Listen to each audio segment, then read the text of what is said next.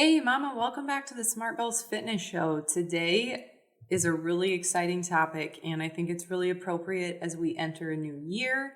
If you are trying to conceive, if you're currently pregnant, or if you're already a mom with kiddos and maybe you're thinking about becoming pregnant again or not, this episode is for you. And today I'm going to kind of tell you my story about how my husband and I decided to make the decision to invest in building a garage gym. I'm going to talk about our story, how we did it. I'm going to fill you in on why I think you should consider building a home gym and who it's for, who it's not for. I'm also going to tell you where I think your money is best spent when it comes to equipment purchases, things that you need to consider when you're setting up your space, and all of the benefits that come along with that. And we'll probably honestly do a part 2 of this series because there's so much to talk about. So on that note, here we go.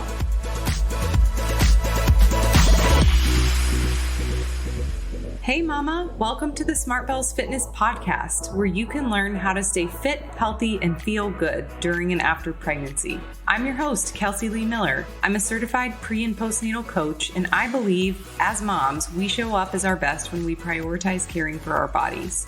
When you're equipped with the right tools, you can show up confidently in your workouts, in the kitchen, and also in life. If you're here for that reheated coffee and those nap time workouts, you are in the right spot. It's time to prioritize your own health so that you can feel good in your skin again. Let's get excited for today's show.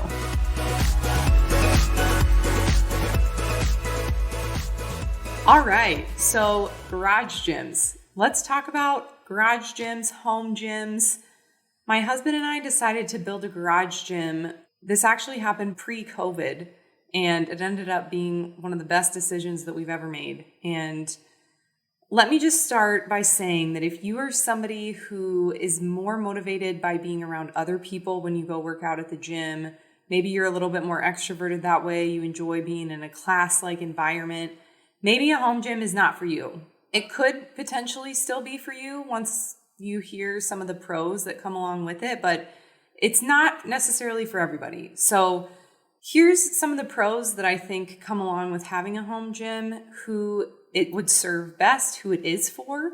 If you're a person who doesn't mind working out alone, or maybe you even enjoy that, if you're a homebody, you are somebody who is more likely to do something if it's already at your house. You are tired of creepy dudes watching you do hip thrusts at the gym, and it just makes you feel really uncomfortable, and you would just rather be able to do that at your house where nobody's gawking and staring. You want an easily accessible space, so you can make it a habit to do 4 to 6 days out of the week. All of these descriptions might indicate that a home gym is right for you. So some of the pros to having a home gym, I would say, are you can literally wear whatever you want. If you want to wear pajamas one day, you wear pajamas. If you want to wear workout pants, if you don't want to wear shoes, if you want to wear shoes, if you just want to wear a sports bra, whatever you want to wear, you can wear, which is so nice. It makes it so easy, which is key if you're trying to build a new habit. If you've listened to my podcast episode on habit building, you know that in order to create sustainable change in your life, you have to make the new habit the easiest and most obvious choice. So it has to be easy, it has to be obvious, and it's got to be the one that is going to be easy for you to pick. So having the gym in your home definitely allows for that. So again, like I said, whether you're trying to conceive, whether you're pregnant, or whether you already have kids, I think keeping in mind that for those early years as a mom and when you're pregnant, you're probably going to be exercising a lot when your kiddos are asleep. That's what has worked well for me, and I'm sure there's other ways to do it, but that's the time that I find that I don't get interrupted.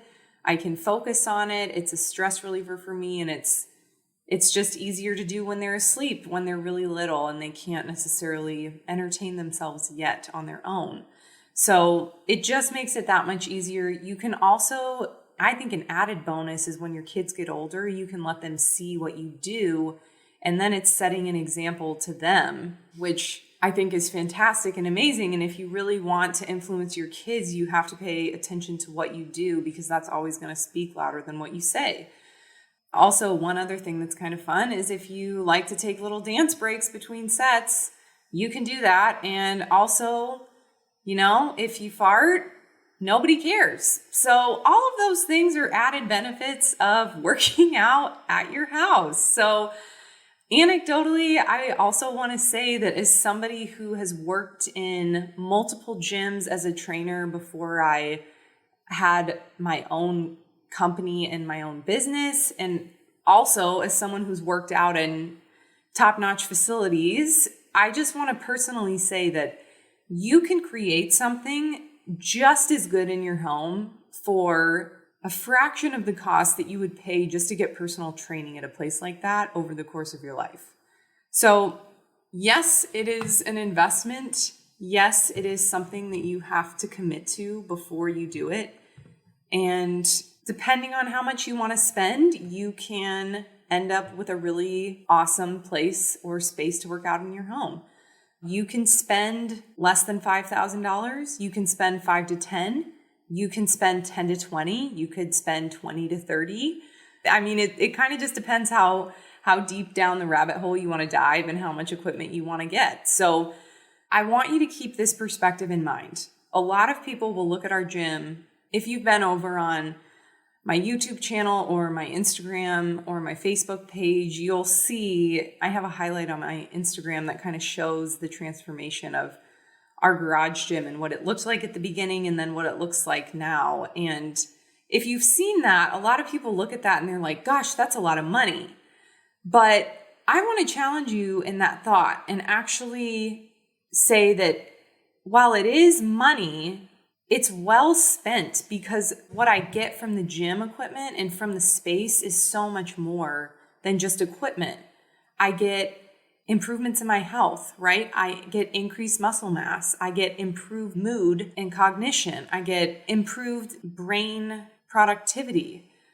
I increase my longevity. My body composition is better. My energy increases throughout the day. I sleep better, et cetera, et cetera, et cetera, right? I could go on and on and on about all the benefits that I get from being in this space. I also consider this to be a really great form of self-care and a really important part of my morning routine. Now, if you've listened to other podcasts or even just the intro of this podcast, I talk about the nap time workouts, which were really helpful for me during the first year of my son's life, simply because as a breastfeeding mom, if you're breastfeeding all throughout the day, it's painful to exercise before you breastfeed in the morning. And if your baby is still getting on a good sleep schedule, you want to sleep when they're sleeping. So I would always try to exercise during that first nap, because that was after I would feed him.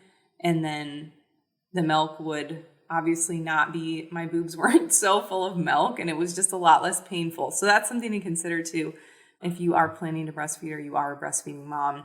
Now that he's over a year old, he's just breastfeeding a lot less, even though he still is nursing. So I can get up in the morning. It's not as painful. I can do workouts and I'm just fine. So it's an important part of my morning routine. I know that was a little tangent there, but there's just so many benefits to what you get from having a space in your home.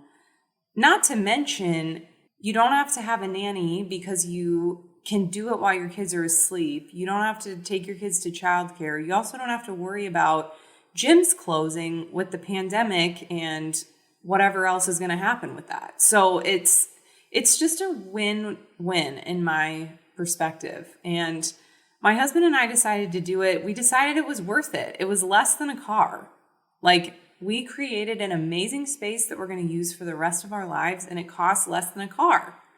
And we had my husband's little red Ford Focus hatchback from college, and we decided that we were just going to drive that until it died instead of going out and buying a new car, because we wanted to invest in our health and just take the preventative measure of investing in things that are going to help change your lifestyle to create daily habits that help you become more consistent over time. And consistency is key. So the best advice I can give you If you do decide to build this garage gym or home gym for yourself, it doesn't have to be in the garage.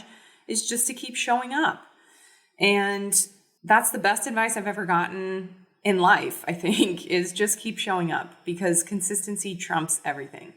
So, okay, now that I have kind of talked about why we decided to do it, I'm also going to help you figure out where you should start and how to find a space for a gym in your home. So we'll jump right into that now that we've kind of covered the introduction to the benefits of having a garage gym.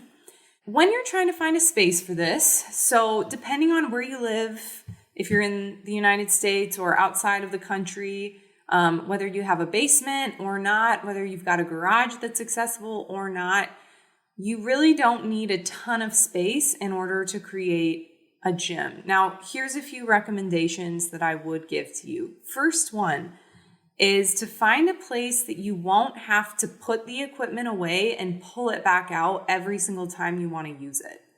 I think one of the biggest mistakes, with good intentions, mind you, that moms will make when they're trying to design a gym is say, okay, I'm just going to get a couple dumbbells, I'm going to get a ball, I'm going to get a mat, and I'm just going to shove it under my bed and then I'll pull it out when I want it.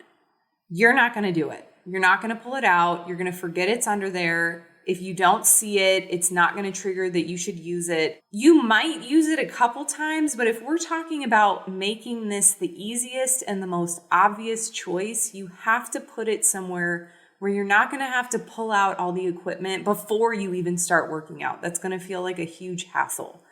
I also would not recommend working out in your bedroom if you can absolutely prevent it. If you can't, okay, but I think you can probably find another spot where you could fit some weights. Your bedroom should be for sleep and sex, and that's it. And I talk about that in another podcast episode on the importance of sleep and stress management, but it should be a place where you should be able to walk in and relax, your nervous system calms down, and everything gets ready for you to go to sleep.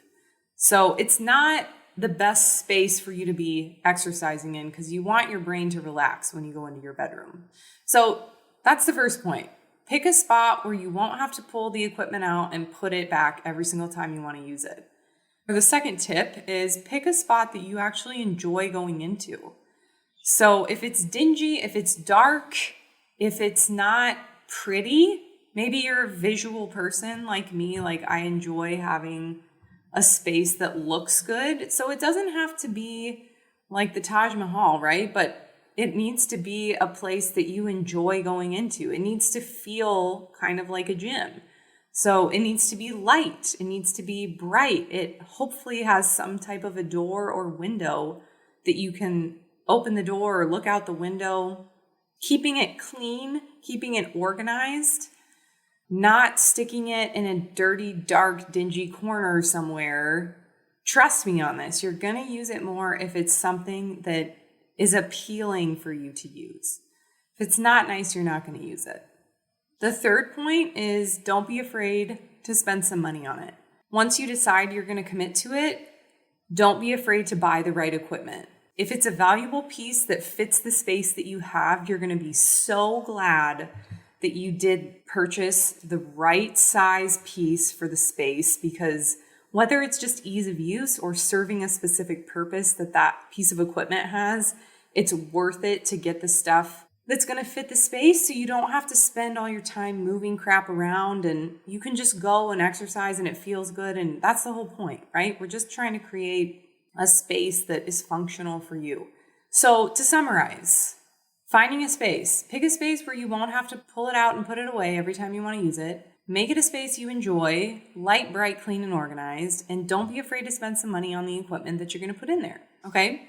So keep in mind, if you do plan on purchasing a barbell, which I will make a case for in a minute, but a barbell is 7 feet long. And in order to be able to load plates on the sides, you need at least 2 feet of clearance on each end to strip it, take the plates off, and put the plates on safely.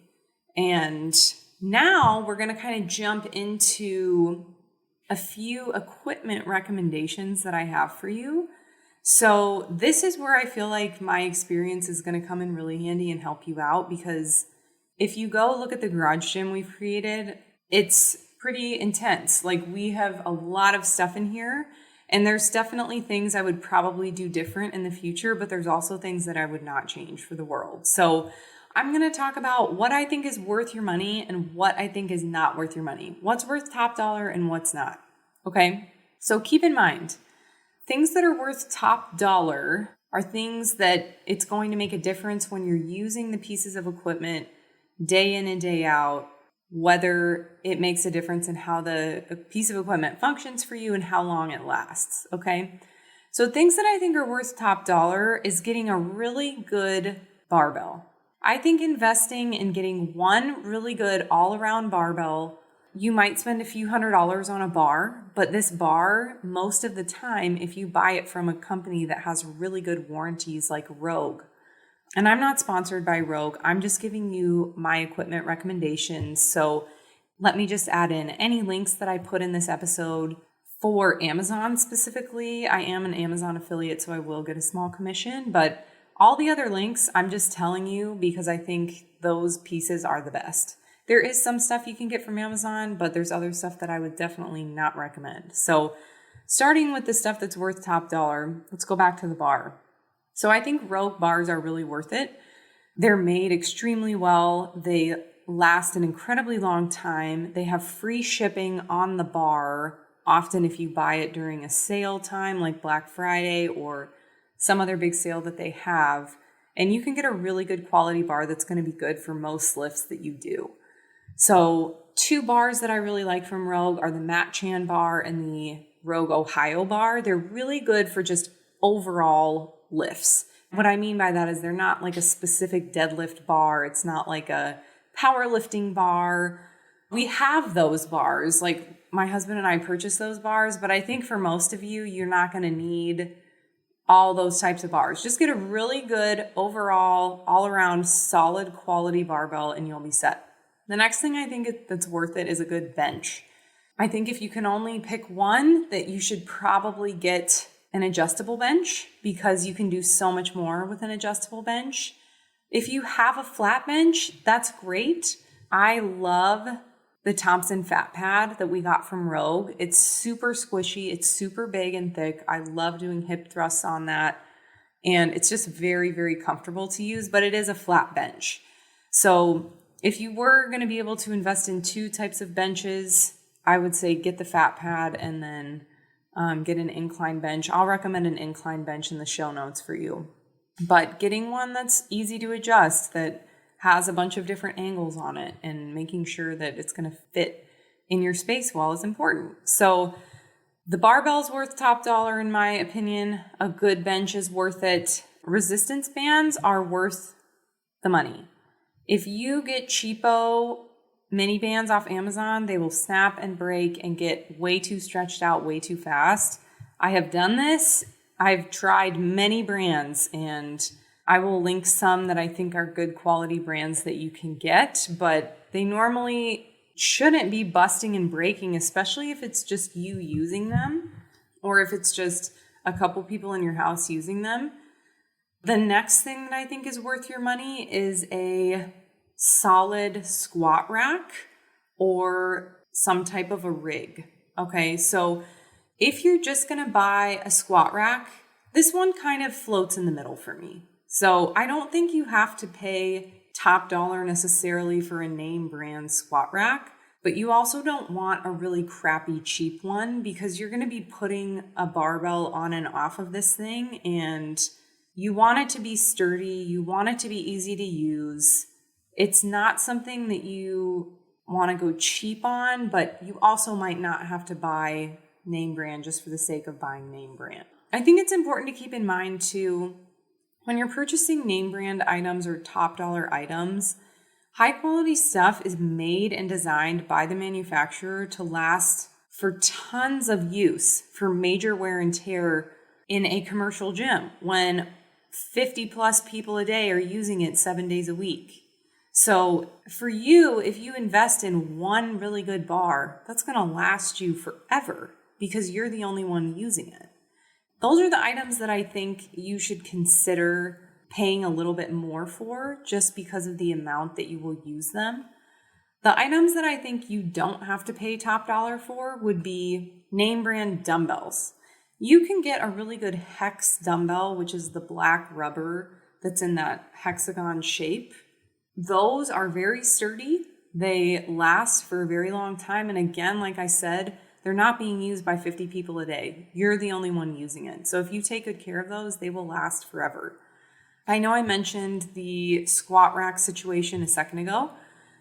I think the caveat here is that unless you're going to get one that is a specific type, like they make some that you can attach on the wall in your garage and they can fold down and then you can kind of push them back up. So if you had to park your car in the garage, if you lived in the Midwest because of inclement weather or things like that, you could do that. And it's easy to pull down and push back up. That's something to consider. Or if you want to make an investment and get something that does everything, like I think if we have a rig set up in our garage, so we've got 2 squat racks setups connected by a pull-up bar in the middle. And it's great because my husband and I can both use it at the same time if we have to. And we just have dumbbells stored behind it. But if you're not looking to get a big rig, we got that rig from a place called Extreme Training Equipment, which if you live in California, they have different locations throughout the state that you can find, and I'll link that website for you. But you can find, it's basically like buying wholesale gym equipment. And that's where we got our rigs from, right? Because I mean, they're metal, like they're steel. It's not like you have to buy a name brand rig to get something that's going to work really well. And they're super sturdy and they work great. That being said, I think if I could do it all over again, I might consider getting what Rogue makes called a monster cave. It's kind of intimidating sounding, the monster cave, right? This is so cool because it has, like, if you're trying to get a space for a squat rack, it comes with storage space for items in the back. The front sides have weight stacks. So you've got a high pulley and a low pulley situation already attached. So you can get different attachments for the high pulley. So you could do lat pull downs, you could do face pulls, you could do tricep extensions. There's so many things you could do. And then same thing for the low pulley. And that's all attached within that piece of equipment. That's going to run about $5,700, but honestly, if I could do it all over again, I would get that because it is so efficient and it gives you so much in such a small amount of space. So I hope this is making sense with the squat rack. Like you want to buy something that's made of high quality steel. And if you're trying to fit more in less space, maybe you do go with a brand that has a really cool piece like Rogue does. But if you want a couple rigs or just a single rig to stick in your garage, just get something from a more generic place. It doesn't necessarily have to be name brand. Other items that I think you can get that are not necessarily worth top dollar, you don't need to get like a brand name stability ball. I got mine from Amazon and it works great. So I will link the one that I got. Name brand bumper plates. Those are the plates that go on the ends of the barbell. Definitely do not need to buy name brand bumper plates. Name brand kettlebells, again, it's a kettlebell, right? It's made out of metal. Name brand boxes, it's literally a box made out of wood, right? All of these things, you can purchase lots of space saving options. Like they have really cool adjustable with like a little twist dial if you're really short on space for dumbbells and kettlebells. And I will link that in the show notes, but they're really, really cool. And they save you a ton of money too. So you can get a set, like for example, you can get a dumbbell that you can adjust from 5 pounds to 52 pounds. And it's easy to adjust. It's not like the annoying pull out the thing, reconnect it, takes 10 minutes to adjust the weight. You can get a set of those for $400. And if you were going to buy all of those individual dumbbell weights, those run now like for $2 a pound or more. So that's a pretty normal price for gym equipment, like $2 a pound. Now, back when we did our gym, We got a lot of it for like $1 a pound, which is so cheap now, but everything is more expensive. So anyway, you can get a set of those dumbbells for like $400, which again, that's going to cost you over $1,000 if you were to purchase every single set of dumbbells. Plus it takes up a lot more space. Now, we did purchase every single set and I like that. But I think, again, if you're trying to save space, you could get that space saving option. There's also a kettlebell that's made the same way that I will link. And you just spin the little dial and it gives you a different weight on the kettlebell. So there's options like that I think are really helpful to just be aware of. Another thing that you should definitely not pay full price for are mats. Okay, mats can be really, really expensive. And the best type of mat, in my opinion, to put in your home gym is a horse mat. These are super strong. They're really durable.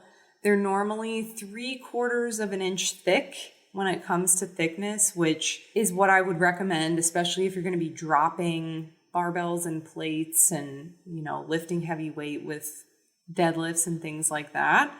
I think that it's important to have something that's going to protect your floor. So making sure that it's at least a 3/4 inch thick. And these mats, this is what we got in our garage. They're 3/4 of an inch. They're 4x6 mats. And when we purchased them, they were like $45 a mat, which is so cheap. And you can spend a ton of money on those little like puzzle piece ones that connect. And those work, but they're not as strong and they're not as thick and they're definitely going to wear out over time. So I think that's just something to consider when it comes to mats. I will link a good horse mat. I got those from Extreme Training Equipment when we did our gym. But I think there's a lot of really cool options that you can put in your space. For part 2, I'm going to talk about how to organize your space and the essential pieces that I would recommend starting with. And if you want to expand and kind of build out, how I would recommend doing that. I'll talk a little bit about how we built our platforms, how we put our gym together, and we'll just kind of dive into that a little bit in the next episode. So I hope you enjoyed this. This was really fun for me to get to share this with you, and it's something I'm really passionate about. So if you enjoyed this, please let me know. I would love to hear from you. My contact info is below in the show notes, but you can also just reach out to me on Instagram at SmartBellsFitness or just shoot me an email, kelsey@smartbellsfitness.com. And I will see you next time. I'll see you back here soon.